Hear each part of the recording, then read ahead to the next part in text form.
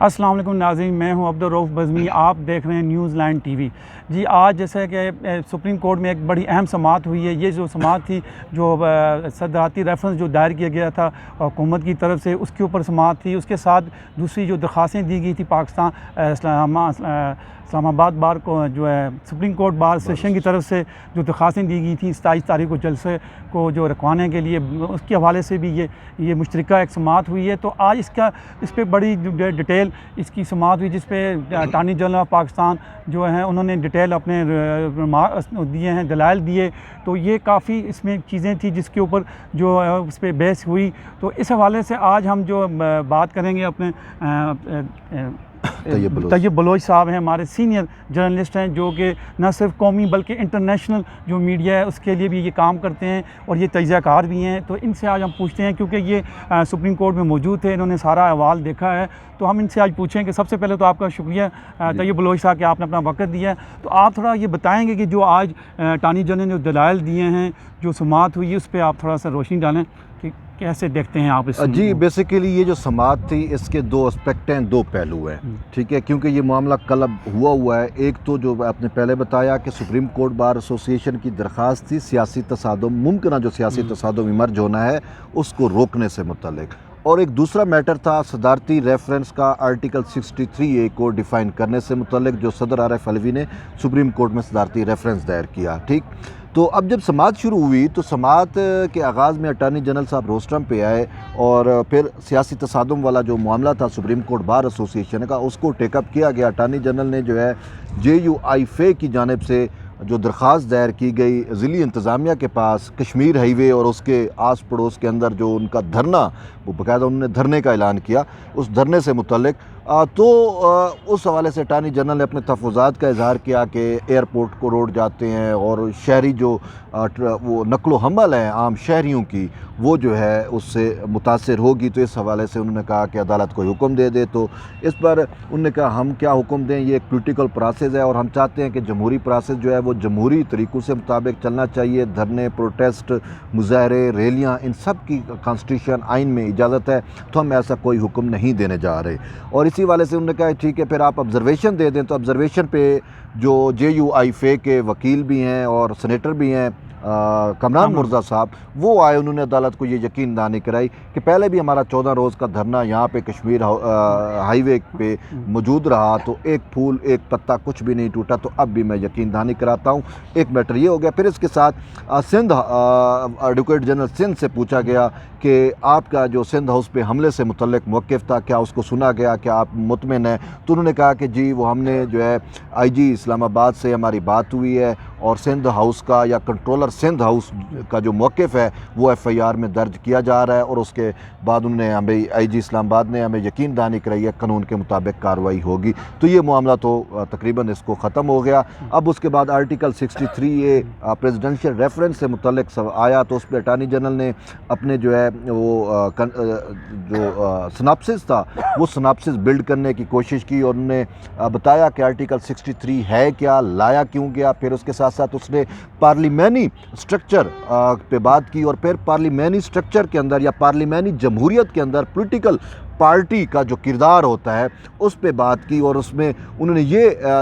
اپنے آرگیومنٹس کے اندر یہ بات ثابت کرنے کی کوشش کی کہ جو ووٹنگ ہوتی ہے وہ ممبر جو ہے وہ انفرادی ووٹ نہیں کر سکتا، وہ پارٹی پالیسی کا جو ہے وہ پابند ہوتا ہے، جو پارٹی ہیڈ کہے گا اسی کے تحت ہی وہ ووٹ ڈالے گا۔ اگر وہ اس کے خلاف جاتا ہے تو پھر اس کے لیے جو کانسٹیٹیوشنل کنسیکوینسز اور پھر پولیٹیکل کنسیکوینسز ہیں وہ اس کو برداشت کرنا پڑیں گے۔ تو پھر ججز نے کہا کہ آپ آرٹیکل 63A پڑھیں۔ آرٹیکل 63A کو پڑھا گیا، تو اس میں انہوں نے کہا کہ یہاں سے واقعی دو کنسیکوینسز آ رہے ہیں، ایک سیاسی کنسیکوینس ہے اور دوسرا جو ہے وہ کانسٹیٹیوشنل کنسیکوینسز ہے۔ سیاسی کنسیکوینس یہ ہو سکتا ہے کہ جو پارٹی پالیسی خلاف ورزی کرے گا اس کو دوبارہ اس پارٹی کا ٹکٹ نہیں ملے گا الیکشن کے اندر، اور جو کانسٹیٹیوشنل کنسیکوینس ہے وہ کنسیکوینسز اس کی نااہلی ہے۔ تاہم ابھی یہ جسٹس عمر عطا بندیال نے کہا کہ ہاف وے آؤٹ فراہم کرتا ہے، چونکہ ہمارا جو سسٹم ہے وہ ارتقائی سسٹم ہے، مطلب ہے کہ وہ ایوالو ہوتا رہتا ہے وقت کے ساتھ ساتھ، تو اسی وجہ سے ہمارا پارلیمانی نظام سسٹم بھی وقت کے ساتھ چونکہ ایوالو ہو رہا ہے، تو 63A بھی اسی منشا کے تحت جو ہے وہ ڈالا گیا آئین کے اندر، لیکن انہوں نے کہا کہ یہ مکمل راستہ فراہم نہیں کرتا، ہاف وے آؤٹ ہے، یعنی کہ اس میں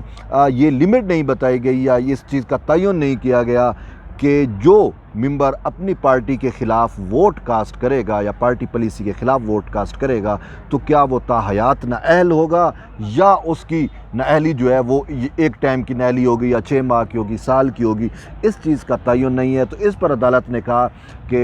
آپ یہی ہم سے تعین کرانا چاہتے ہیں، انہوں نے کہا ہاں ہم یہی چاہتے ہیں کہ عدالت جو ہے اس کا تعین کر دے۔ تو اس پر عدالت کا یہ کہنا تھا کہ اس حوالے سے پروسیجر موجود ہے کہ معاملہ جو ہے وہ اسپیکر نے الیکشن کمیشن کو بھیجنا ہے، اور ہم الیکشن کمیشن کے اختیار پہ قدغن نہیں لگا سکتے، الیکشن کمیشن فیصلہ کرے گا، الیکشن کمیشن کے فیصلے کے بعد پھر معاملہ سپریم کورٹ میں آئے گا تو ہی سپریم کورٹ تعین کرے گی کہ آیا تاحیات نااہلی ہے یا ایک ٹائم کی نااہلی ہے۔ تو انہوں نے یہ بات کی۔ اس کے ساتھ ساتھ جو ہے وہ جسٹس جمال مندو خان جو ہیں ان کی ایک بڑی بات آئی، انہوں نے کہا کہ اٹارنی جنرل جب یہ بتانا کوشش کر رہے تھے کہ پارلیمانی نظام جمہوریت کے اندر پارلیمانی لیڈر جو پولیٹیکل پارلیمانی لیڈر ہوتا ہے اس کے گرد سارے چیزیں گھومتی ہیں اور اسی کا ڈیسیژن جو ہے وہی پریویل کرتا ہے، انڈیویجول جو ہے وہ اپنا ووٹ کاسٹ بھی نہیں کر سکتا اور چیزیں جو ہیں وہ اس طریقے سے نہیں جا سکتی۔ تو اس پر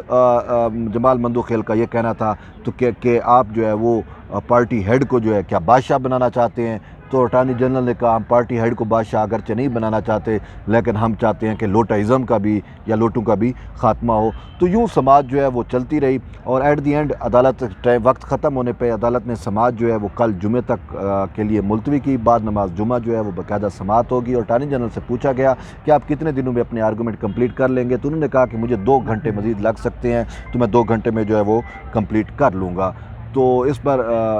رضا ربانی بھی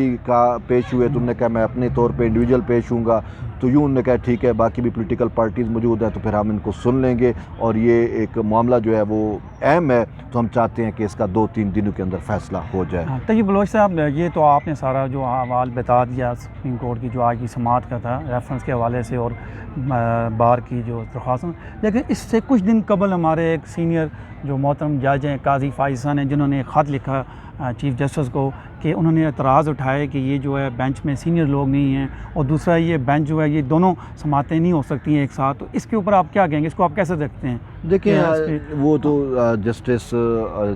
جو ہیں قاضی فیاض صاحب وہ جو کہ سینئر موسٹ جج ہیں، اور ان کی انٹینشن اپنے طور پہ درست ہو سکتی ہے کہ